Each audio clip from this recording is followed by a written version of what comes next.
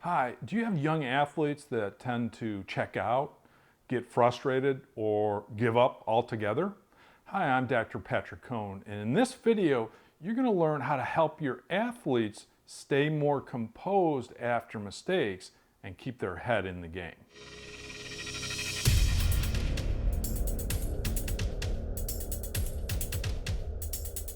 So following along with the series, Success Tips for Sports Parents, one of the biggest challenges we find in our survey is that 40% of parents say that their athletes struggle with frustration and anger when they make mistakes or they don't perform up to their expectations. This is the number one challenge why parents and young athletes will contact us, is because they tend to get so frustrated that they check out, they start crying altogether. In many cases, they give up, and you can just sit them down on the bench because they're no longer useful to the team because they're so inside their head and so upset and frustrated with not being perfect. Super common mistake. So what's the plan? If you have athletes that get extremely frustrated, number one, that means they have very high expectations for their performance. In other words, they expect to go 4 for 4 at the plate. They expect to hit every green in regulation, for example, or they expect to make every touch on the soccer field to be a great touch and not make any mistakes. Well, that sounds good, but the problem there is when they do make mistakes, they unravel because they judge their performance in relation to their expectations about how they feel like they should be doing on the field.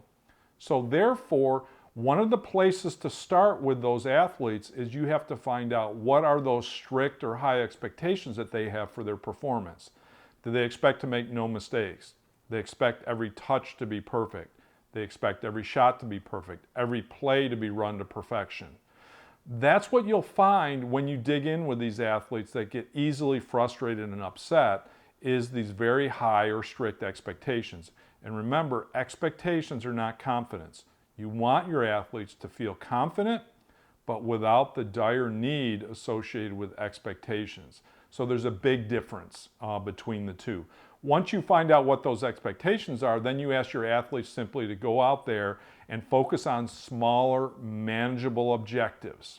And typically, these will focus on the mental game. Like, I want you to go out there and I want you to commit to the play, for example, or commit to your game plan, or visualize the serve before you execute the serve. Really small things that are more under control of the athlete that they can do 10 out of 10 times, and it's not difficult for them to achieve. The problem is they set such high expectations, they set themselves up for heartache and feeling frustrated when they say, I have to go 4 for 4 at the plate or I'm failing. And I hope you like the tip. If you want more information about this topic, we have a great program that you can check out at peaksports.com. It's called the Composed Sports Kid CD and Workbook Program. Head over to peaksports.com and check it out, and you'll learn all my secrets for how to help young athletes stay composed.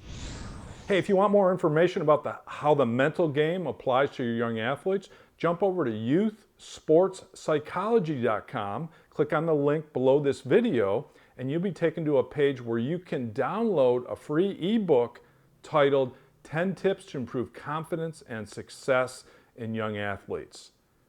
Head over there now, it'll be worth it.